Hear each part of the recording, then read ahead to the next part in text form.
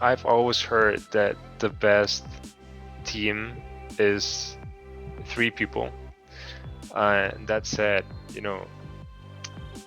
have you? So what I've heard so far, you've started your companies with partners, right? With other people. Is that always been the case?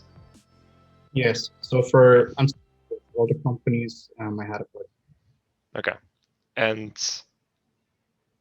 pros and cons, like, yeah. Okay, let's start with the cons. I mean, cons, of course, you cannot, solely take the decisions. You need to talk with your partner about where you're going with the company. Another problem might be that you're slower because you need to always, talk with your partner about decisions you need to take, not only about the future, but also about the past,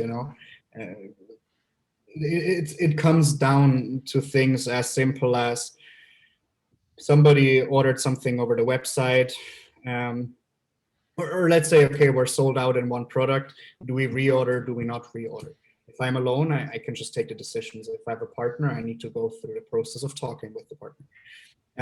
Yeah, and I think these are the main cons. Of course, on the other hand side, you also have less of equity within the company, where then also if you get investors in the future, you need to ask yourself, is it worth the hustle depending on how much equity you have? Yeah, I'm more a pro person when it comes to a partner, so I think the pro points are very clear. Just first of all, you don't take the responsibility by yourself. Always four eyes are watching something, not only two.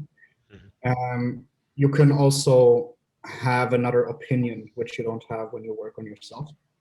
Somebody, has maybe a completely different viewpoint, which happened a lot in the past. That that I thought, okay, this is the only logical, way we can go from this point on.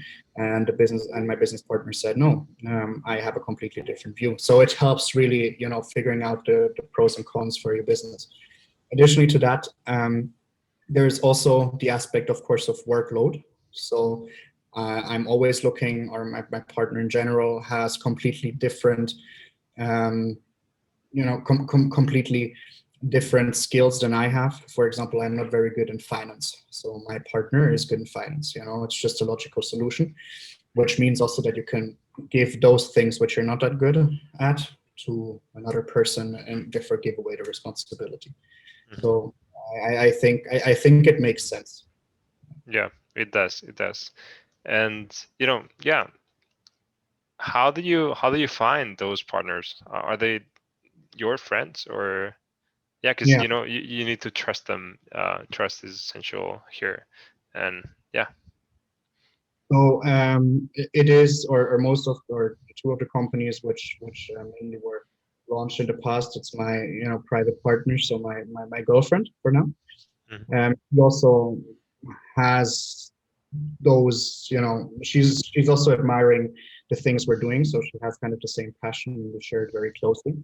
And it also allows us, just because we're so near to each other, to work more efficiently on things. Um, we kind of share this same mindset, just but a different skill set, and therefore it allows us really to strive. Yeah. Yeah, yeah, fair enough. uh, yeah. So yeah, uh, so both businesses are in the clothing industry. You know, this industry is very competitive. Yeah, why did you decide to get into it? Um, Because of your passion, right? yeah. So first the passion, but I think there's also another aspect coming into it, and I think it's the ease of entry, which means you can enter the industry very easy. You don't need, massive amounts of money for, let's say, I mean, that would be wrong to assume, but for example, in tech, most likely you will need more capital in order to really realize the idea you're having. If it is an app, or if it is a certain service, it always costs money to develop. So I think for fashion, it has a very easy entry. You have the advantage of being very quick in entry, and I think these are really important aspects. Additionally to that, even though it is very competitive, I think there's also a lot of things which are not that tapped in yet. A lot of companies are coming up which are having really cool idea and revolutionizing. So I mean, what we're doing is not really revolutionizing it, but it's more bringing everything together. For example, for the outlet, most outlets, they have clothing and then they have luxury clothing. So, but we bring anything together. So from our platform, you can buy a bed sheet, just as an example. So more or less anything and everything which is overproduced. So this also brings a completely new market to us. So yeah, I think these are the main reasons. So you're following Amazon's business model to go to everything, but sustainable. Yeah, exactly, a little bit, but just the overproduced. But Amazon, for example, is a great example, because what they are doing is everything which is overproduced within Amazon, they're decreasing the price. So they actually take away from us, let's say market share. I mean, I'm not considering Amazon to be our main competitor, of course, but just as an example, what they're doing is whenever they have something that's not selling, they decrease the price so much that it gets sold. Okay. So they are more or less applying the same principle within their own, product categories or product catalog. We're just taking away that burden of those individuals or of those brands which are trying to sell it, and we more or less open a secondary market, like you have for used clothing, you have overproduced clothing. So it's a secondary. Wow. Yeah, I didn't know about that. Yeah, that's interesting. Yeah. Yeah. So knowing you're gonna graduate in May this year, 2021. What are your plans after graduation? Are you gonna go full time in your startups, or what's your plan? I think that's a very, very good question. I think that's actually most people did not figure out yet. I myself did not, so I really cannot give you an answer on that, but it would be my dream and my goal to stay within the companies. However, there would need to be a lot of change, especially in the cash flow you're having, and that you can also sustain a life. And I think that's the biggest problem of small business owners, or also students starting up within their college time. That the change of having more or less everything being covered within studying, and then entering the world with the company you don't even know if it might be successful, is a very hard one. But of course, I think it would be my dream, or it would be my dream to stay within the companies. But I think this is a decision which is going to be, which I'm going to take within the next 2-3 months to see which direction I really want to go. And more now that we're still in COVID. That's a very strong point, because even that's at least my point of view. I think even the job market, has a little bit of problems right now, especially for, let's say, undergraduates entering, the job market. I don't know how eager companies are to really hire at this time. So maybe it's, maybe it would even make sense to stay within the companies, because as long as you can sustain a life, it might help you for a few years. And so maybe the situation gets a little bit better, and hopefully you have a better career. Yeah. Okay, so what's the most important lesson these entrepreneurial ventures have taught you? I think that everything is possible. And I'm saying that, very humble, because again, the companies we're managing, are very small. But I think really everything is possible if you believe in it. And I think it really makes sense, because I couldn't have seen myself 4 years ago managing so many things while studying. For me, it was just something I would have never imagined. But if you develop this motivation inside of you, if you develop this passion, if you develop the idea that you can at least build it, let's say just launch it, and you really work for that, I think that's really fulfilling. And this was one of the biggest lessons, positive lessons learned, that if you set yourself a goal, you can achieve it. Why do you think that's not the case for a lot of people? Like they give up on their dreams? Because it's hard. I mean, it's not that easy. I mean, you're with the first company, also thought I'm going to launch it, and the customers are just going to come flying in, and it's going to be everything perfect. But that's not the case. Mhm. So you invest a lot of time. You don't get paid by the hour. That's one thing that's clear. If you start off your own company, you don't get Yep. paid by the hour.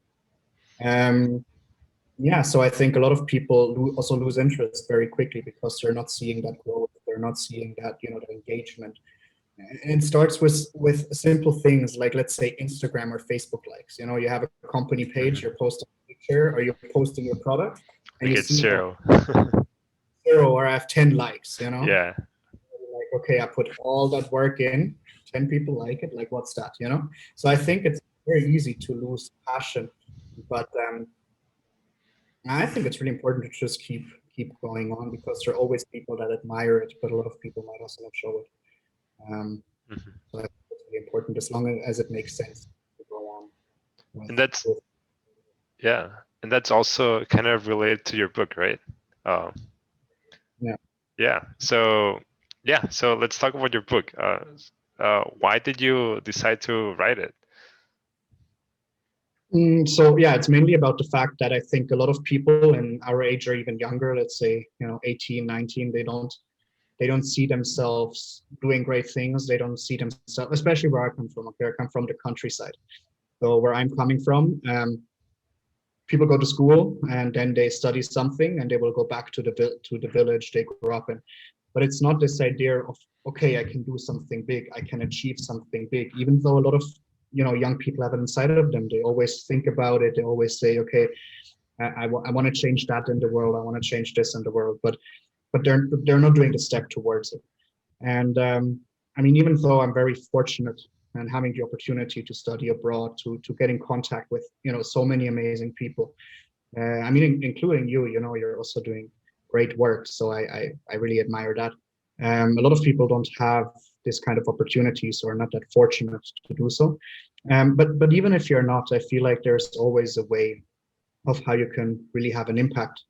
If it's big or if it's small, doesn't really make a difference. But as long as you have an impact, and many people I grew up with don't have this mindset. They're always, telling about themselves, I'm not good enough, I will never be able to achieve it. People will start laughing at me. All those things we already know about. So Mhm. the book is really about, young people finding this motivation, and finding also this, um, believing in themselves, so being able to do it. Yeah, I think that's a problem. People dream too small, or yeah, I think so. Versus dreaming and not acting. This is another issue. Yeah, that's exactly. Yeah. And so how was the process of, writing the book? You just decided to write it, started writing it, and you published it. Yeah. How was it? So no, I mean, I didn't start just writing the book, but I started writing for myself. So I wrote all the things down that I think are really important to find motivation, and to achieve something major in life.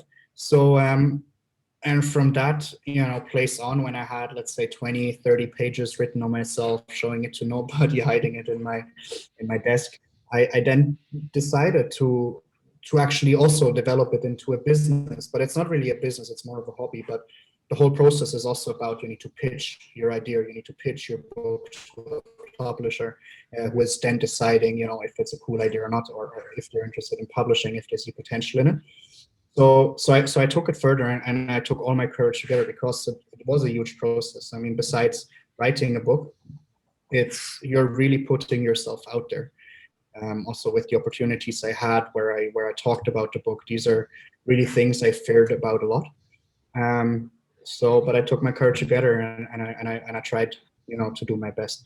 But the whole point was, yes, to get in contact with a publisher, and from there on, it was a very lenient process.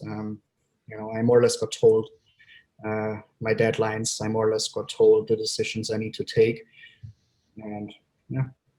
Wow. Uh, you can also go to Amazon Kindle and publish it yourself, or that's not an option. You can, Or you can yes. You mean for my book? for any book, yeah. Or yeah, did you do it? Exactly. You don't need to work with a publisher. I mean, that was also one decision I needed to take. You know, do I do it on myself and publish it myself? So like self-publishing. I mean, that's not a problem. You can do that. Or do I go with a publishing company? But just because it was my first book, just because I was also a little bit anxious of the book process, I decided that a publisher is better. And again, I didn't do it because of the money. I think, you know, in general, writing a book shouldn't be about the money. It should just be about sharing your message. Mm-hmm. So I decided to go with a publisher, and I think it was a great decision. I mean, it was a huge experience. I got to talk in, for example, BBC, which was an Wow. unforgettable experience for myself. So these kinds of things, came very quickly within the process. Okay. Wow. Impressive. And yeah, one last question here. Have you had a mentor? Yeah. Yeah. Okay. Yeah, I had a lot of mentors. So first of, I mean, for the book, let's come back to the book. For the book, it was clearly my business partner and girlfriend who really supported me a lot, who also gave me some more ideas, you know, was at my side, supported me throughout the whole process. But also more in the business sense, I mean, it's a lot of, you know, honestly saying, a lot of professors from Hult. So if anybody listens from Hult, there are a lot of great professors you can get in contact with, especially I mean, I can only talk about London because I only studied in London, but there are a lot of experienced people who can give you a lot of insight on different industries and their experience. So I'm working a lot with them. And then also off campus, the kind of network you're building, and there are some individuals I'm working with. So Mm-hmm. other than just having one main mentor, I saw it working for me better to have several people I can engage with. And this again allows for different viewpoints. It allows for different, experience getting into the picture and kind of giving me the feedback I need. Okay. Cool.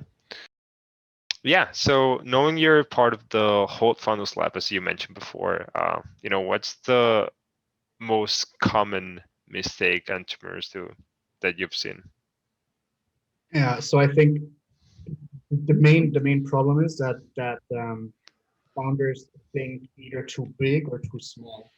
So, you know, we have people coming in submitting business plans that, you know, in the first 1 year, they're already going to have X millions of sales. So these kind of numbers are just not realistic within the scale they want to start a company with. So I think it's very important to really think about, you know, where's your company going? What is a realistic growth for me? Not only for us in the Hult Founders Lab, but also if you potentially go to an investor, you cannot pitch such numbers.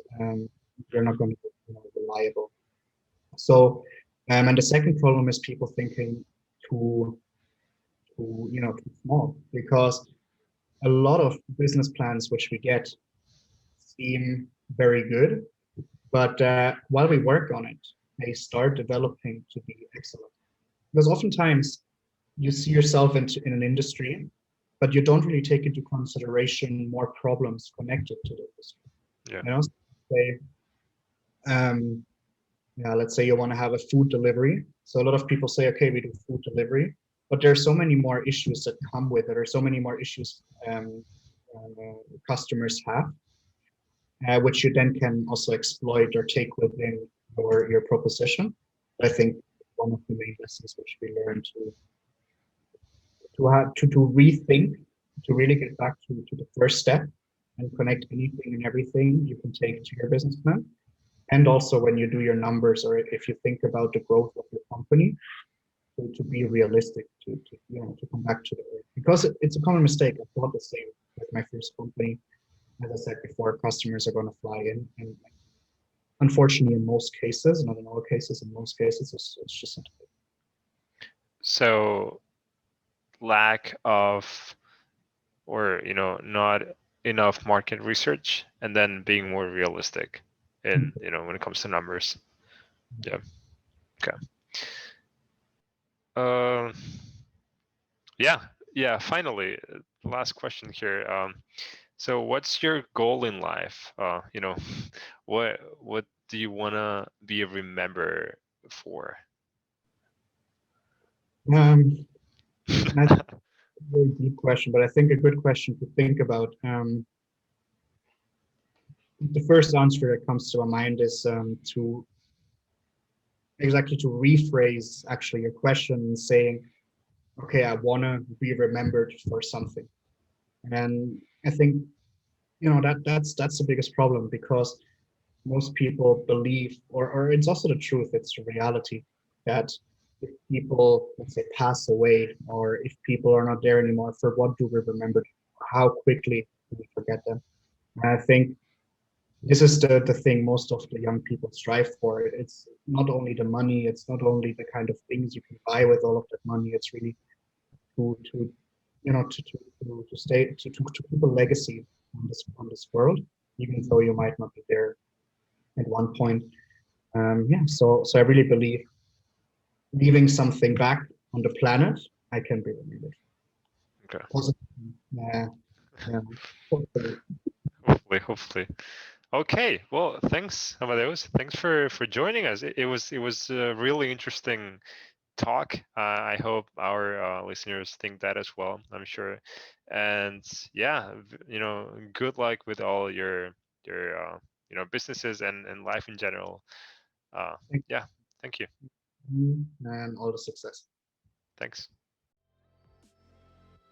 I didn't realize the amount of work that will go, number one, into like not creating the website, but having the back end of the website where, for example, like the full system where like if somebody places an order, it comes to me and then I have to get it out.